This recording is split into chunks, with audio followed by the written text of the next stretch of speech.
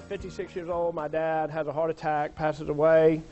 I'm about to start my senior year at Alabama. My sister is about to start her sophomore year at Alabama. And everything changed, obviously, right? Being kind of the, quote, man of the house, if you want to say that, I thought, okay, I'm going to stay here in Memphis and do all this. And those of you who know my mom know that I can't, I'm not going to misquote her, but she said, you're going to take your ass back to Alabama and graduate and leave here. So that's what I did. Worked in Birmingham for a couple of years at a broker-dealer there, and then moved back to Memphis in '93. I had a great job for 7 years. I had, a title that was my name, but I really didn't have a whole lot of important decisions to be made. I tell people it's a great job. If we did something good, I could say I was involved. If we did something bad, I could blame it on my mom. So, but really, I spent those 7 years more than anything, growing up. I was still, go to 2000, 32 years old.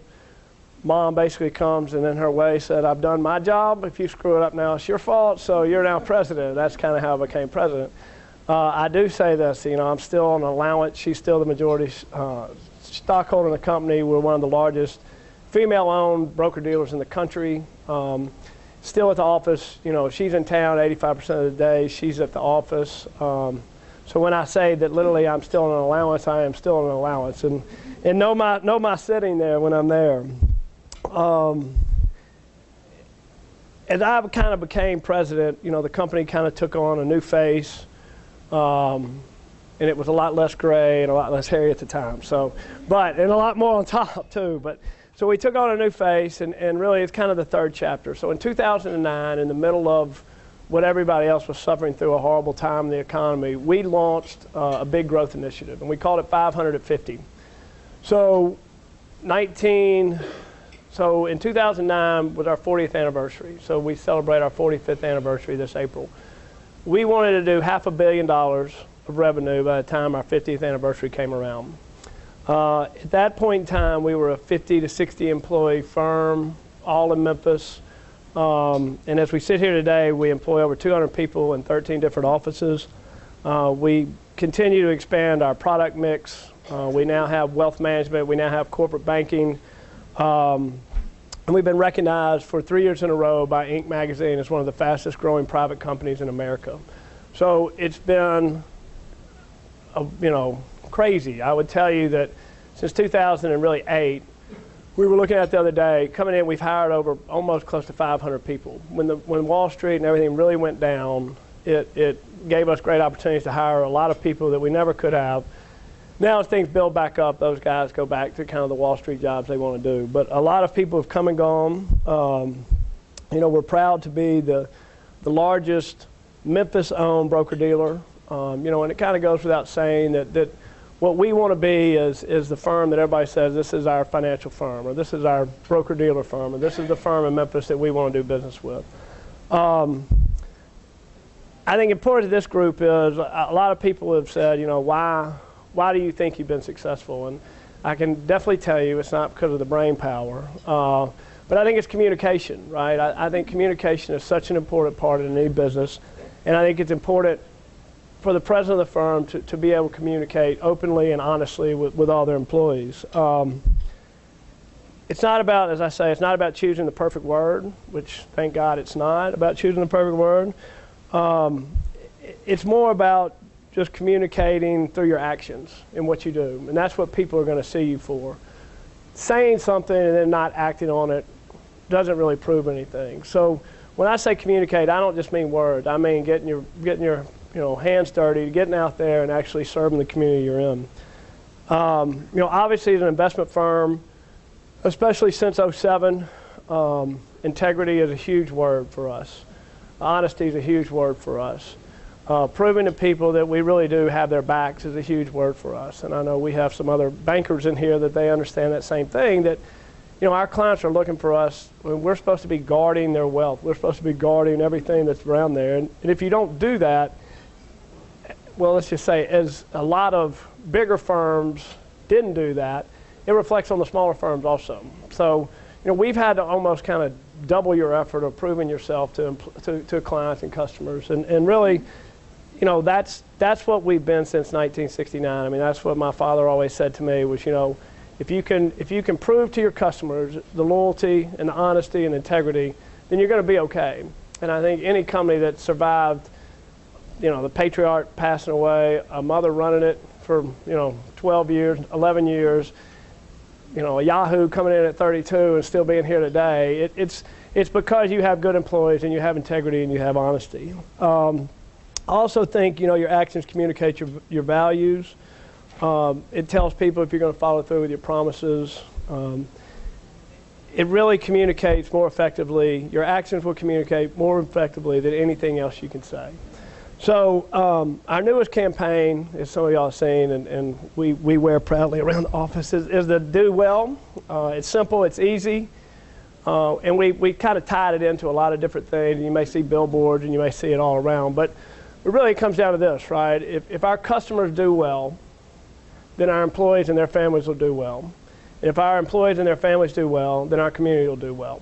And it's simple. It's not rocket science. It's not that hard. It's just a simple saying of do well. So, you know, everything we try to communicate now, both internally and externally, it's all about doing well. It's all about doing well for you as a client. It's all about doing well for you as a family. It's all about doing well for you as a community.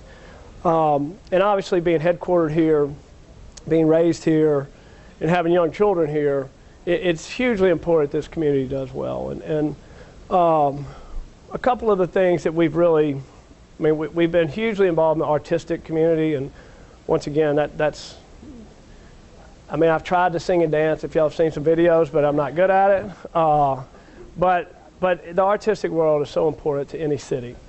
Every great city that's out there has a great artistic thing, and you can term artistic any way you want. You've got to have that. So, you know, we've become the title sponsor for Live at the Garden. Third year in a row, it had a record crowd, almost 40,000 people. It is not because of our sponsorship, but with our sponsorship, they're building a new permanent stage. It's going to be incredible. You know, they'll start announcing acts probably the next couple of months. It's going to be another great year next year and exciting. We have done the Indie Memphis Film Festival, the title sponsor of that. It's now been ranked as one of the top 10 film festivals in the country. And once again, we're glad to be associated with the hard work they're doing. But also Memphis, I saw the other day, was rated as one of the top 10 film cities in America. So to have that kind of group coming in, and I got more emails this year from people outside, and I think they knew our sponsorship was up, maybe one reason, but I got a ton of emails from people outside the community just saying they had never been to this film festival and what is happening and how great it is. So it's another thing if you haven't been, and with everything that Bob's doing down at Overton Square and the city's doing at Overton Square and that whole deal, it's just going to keep getting bigger and better, and it really is unbelievable. We just signed, within the last year, we're now the Germantown Performing Arts Center is now the Duncan-Williams Germantown Performing Arts Center. Another great thing. I didn't realize how much they did out there, and what Paul is doing with that whole deal is just incredible. And so if you haven't been out to see it, go see the pretty lights up. But really the shows they have are just, I saw Doc Severson, you know, from the old Tonight Show doing something in the next couple of weeks. So it's a great place to go see a show. It's very quaint, if that's the right word, but just an awesome thing. So happy to be there. Also, you know, those who know me well know we do things a little different, and I do things a little different. And so when my marketing guys came to me about the dragon boat races, and I hope some of y'all heard about the dragon boat races down the river, you know, I said, well, we're a broker-dealer. I'm not getting a damn boat race on the river. It doesn't make any sense, right? They said, no, it's not a boat race. I said, oh, a canoe race. No, we're not doing that. And they kind of stayed on me, and then they showed me some videos. And they had done one in Chattanooga, and I called a buddy of mine in Chattanooga, and he said, Duncan, it's unbelievable how great it is. And I thought, I've really gone crazy. We're going to sponsor a boat race on the Mississippi River. I mean, nothing good can come of this, right? But we'll do it. So the last 2 years, it has set records for the largest one-day event on Mud Island that's been. And if you have, once again, from a team building standpoint, it is just incredible. I mean, it's work, but you got, you know, 20 guys and gals in a boat rowing down the river, rowing up the river. It feels like you're rowing up the river. And you know, it's 400 yards and you're dead. I mean, you're dead. I mean, you're like, like literally you can't breathe when you get done doing it. But the team building is great. And this year we had 55 teams, I think. You know, we built this little kind of, on the end of Mud Island, they kind of build this, I call it like the Olympic Village. You know, they have flags and tents and people bring and bands are playing. And so it's just going to keep getting bigger and bigger. And we basically gotten to a point we can add probably 5 more teams. And it's a full day event. It's from 8 to probably 4. And, but it's been great for downtown. You know, one of the things I asked the mayor to come and kick it off the first year, and he thought like I did, was I'm not going to kick off a boat race on the river. Next year when he saw how many people were there, they wanted to line, can I come down and kick off the boat race? So it was election year for that too. But the third thing is, you know, the children. And so we're the title sponsor of the Grizzlies Team Up program, which is a huge mentoring program, affects thousands of kids in the city. And it's not just with money. You know, one thing we've done is we've let our employees sign up to be mentors and miss work, and that's fine with me and it's fine with us. And so we have 10 or 15 mentors that are out there, and they're spending literally hours every other week or so missing work. And, you know, it's not what every company does, but it's something that's important. And when I see those mentors come back into the office, they're changed, right? It's just an unbelievable thing to see them. So as most of us know, you know, Memphis is really, our greatest asset is our children. I mean, Memphis has this great room of people, but if we don't do something about our children, then it's going to be hard for Memphis to continue to move forward. And so we're really ground zero for urban education reform. And I see Nancy showed up, and I'll say I've had the privilege to work with Nancy on a lot of the new Memphis Institute and what they're doing with that. And I will tell you, there's so many great things happening. And you know, I've been blessed to kind of be around some of it and touch some of it, but there's so many great things happening, and I would encourage all of you to really find out how you can help with that kind of stuff. You know, the things we sponsor while we have fun doing it, you know, concerts and movies and boat races and, you know, whatever, it still sends a message, right? We're touching somebody in downtown, we're touching somebody in Midtown, we're touching somebody in East Memphis, and we're touching somebody in Germantown. And so it's also a business decision for people in this room. It's a business decision to say, we support everybody in this city and in this county, to be quite honest with you. And it's not just me. We have a great group of employees. I've hired 25 new employees August 2012. And in their job description, it was required that they sign up with 3 different nonprofits within the first 100 days that they were here. So once again, thanks to Nancy with help in bringing in nonprofit. I call it speed dating, but basically nonprofits came in, they had 5 to 7 minutes to tell their story, and we kind of matched up these new guys and gals to them. There were 60-something different nonprofits that within 100 days had Duncan-Williams employees involved. From that, what I found was the other employees were like, why didn't you include us? Why weren't we allowed to do that? So we've now kind of started the program of getting all the employees involved, and it's been an unbelievable thing.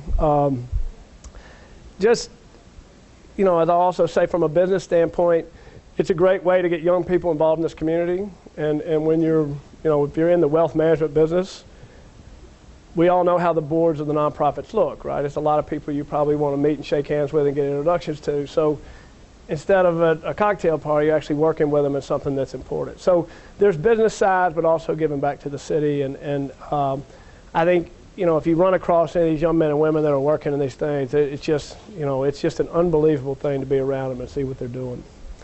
So obviously I'll take some questions at the end, but I do want to close with this. Where I think we're headed from a city standpoint, and what I think this group can do, and what I think this group should do, and what I really think this group has some responsibility to do. But over the next decade, there's going to be cities that win, there are going to be cities that lose. And Jim Clifton, if you hadn't read his book, The Coming Job Wars, is a great book to read. He is the CEO of Gallup. He spent 10 years of studying 150 countries. And really what it comes down to is the cities that create jobs are going to be the cities that win. I mean, it's that simple. There's nothing else. People like green space, people like rivers and parks and all that. But the most important thing is to the world right now is jobs. And if you're sitting and creating jobs, you're going to be done. And you know, he's got, of course, the Gallup. It's all the statistical stuff behind it. But the bottom line is, you got to create jobs. So if you hadn't read the book, read it. I think it makes decisions going forward on what you're going to support and what you're going to do. I think it makes it much clearer and easier to see. Memphis, in my opinion, and Shelby County for that point, and really the region, but let's just say Memphis. I think Memphis is on the verge of radically changing the way we've been doing things for a long time. The Chamber has started a new group called the Chairman's Circle, which you've probably read about. We had our initial launch last month in December. The governor came down. We are at 103 companies that have done this. We thought it would probably take 2 years to get up to 100 companies. It took basically 6 months to get over 100, so it tells you the excitement. Company of all sizes, it's not just big companies. The CEOs have to be the representative in the meetings, so decision makers are in there, and I can tell you the first meeting, sitting in a room with 80 CEOs of companies around here and hearing that energy was like, I mean, Pitt Hyde stood up and said he never thought it would happen and never seen anything like it. So the Chamber's doing it. I'm going to read this right off here because I think it's important to hear. But so what the mission of the Chairman's Circle is bottom line, is to make Memphis great. Right? I mean, we had this mission that was the same old mission. So it says, let's dumb it down. Let's just say what it is, right? It's to make Memphis great. The vision is to use our collective strengths as community and business leaders to create a clear path to positive change in Memphis and the Mid-South. And the purpose. The Chairman's Circle is a group of Mid-South business leaders passionate about unleashing our city's full potential. Working alongside the Chamber, we will identify meaningful and transformational initiatives that engage every Memphian in making Memphis great. From a business community, what more can you say? And it's working right now. I mean, it is really starting to gen out some great things. I want to touch on a couple of initiatives the Chairman's Circle has been involved in, actually a few. The pre-K, which we all heard about, that was really kind of the first Chairman's Circle, and the Chairman's Circle got in and put $100,000 behind do it. Kathy Buckman Gibson was kind of the promoter of it. The press, you know, the way we did it, we probably made some quick mistakes and it was done, but it just shows you the collective business world of saying, all right, let's get out there and try to do it. Now, it failed from the standpoint of the vote. We continue to look at ways of making that right. If you read the statistics of the pre-K world, we've got to get our pre-K children taught the right way. We're creating a long-range, Frank Ricks, who, if you don't know Frank Ricks is an unbelievable city planner and a gentleman and somebody that Memphis is lucky to have. But he's running the committee for what we're calling the long-range business plan, or long-range community plan. It's something that the businesses will come together and say, this is our plan, what we want the city to do. It's something we will hold our elected officials to. They're either going to support the business plan or they're not, and if they don't, then we'll talk about that in a few minutes of what we need to do. It's a plan that'll build on our assets such as Interstate 69, talking about possibly the third bridge, obviously involving a ton of green spaces. You have the, you know, a new civic center being, you know, all of those things that go into planning. Frank is really putting it together. It's probably a 25 to 35 year plan. Memphis has not had a plan since the 70s. There has been no plan, right? It's all about getting elected in 3 years or 2 years or 4 years or whatever it is. There's no plan. So we know as the private sector, we've got to put the plan and hold the political people to that. Second item is what we are calling the Harvard Votech. I'm sure that Harvard, once they find out we say that, will probably tell us we need to stop. But right now we're using that. There's 19,000 jobs in the city of Memphis right now that pay over $50,000 that we can't fill. All right, so 19,000 jobs that pay over $50,000 in the city that we can't fill. It's all training, right? So what we want to do is we want to build the biggest and the best manufacturing training site. You know, our goal is to put thousands of people in the market on it every year. So if you just do the math and you said, okay, imagine this, you build this thing and you can put 10,000 kids to work a year at $50,000 for a decade. right? You got 100,000 people employed in this city that aren't employed right now, doing $5 billion in taxable income. That's a game changer of all game changers. And it's there. This isn't pie in the sky stuff, right? There's 19,000 jobs we know today.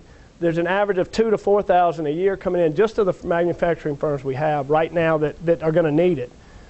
Because of our resources, because of our rail and our river and our roads, and I'm missing one other one, but what is runway? Thank you. Yeah. So yeah, Fred would be mad if I missed the runway, right? But because of all that, and the water, right? We've got more water. We got water that lasts for 500 years. Nobody else has that. Nobody in the country has that. So how do you monetize that? I mean, that's one of the things the Chairman's Circle is working on. But this VOTEC thing is here and now. There's actually a plan being developed as we speak to kind of start putting it together. We visited Pittsburgh. We've been up to the Allegheny Conference to see what they've done up there. They have a 10-county deal where they basically said Pittsburgh's a driving force, so they don't fight over it, right? They're not fighting over who gets what. It's all about, in this 10-county, they all kind of work together to do it.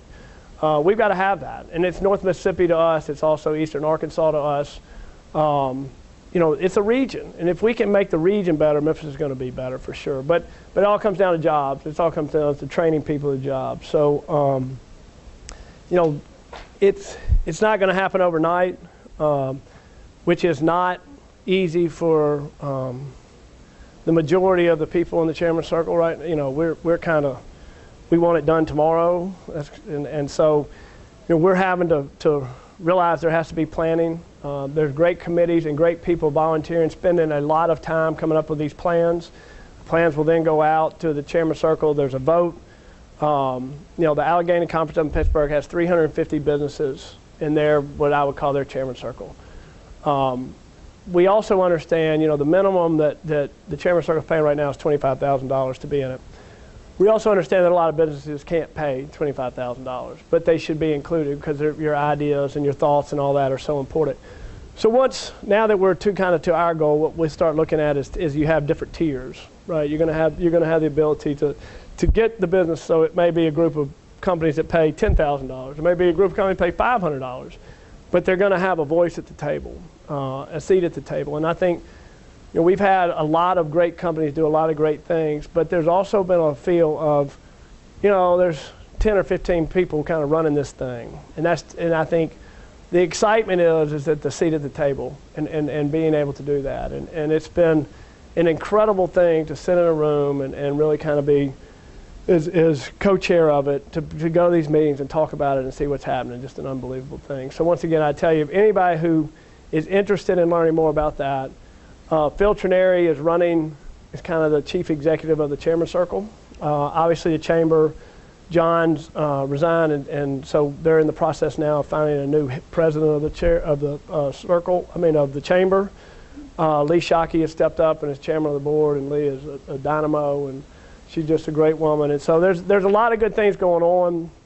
So many great organizations out there, but we got to be involved. I mean, we have to be involved, and that goes back to the actions, right? I can't sit up here and say that if I'm not the first one out there doing what I need to do personally, not just with a check. A check's nice, but having people out there actually supporting stuff is that much better. I mean, I'm out there rowing a damn boat every year, even though I don't want to. So if I can do it, anybody can do it. But, you know, so it's going to take a collective effort of the private sector, working with the elected officials, and then also working, obviously, with the great nonprofits that are here to say, let's get together, let's work together. David Waddell is running another one of the initiatives of the Chairman's Circle is to bring in 1,000 entrepreneurs into the city by, say, 2025. So it's something that to build that fund, and you keep hearing about it, and kind of all the people who are working right now on startups and all that have come together as a team.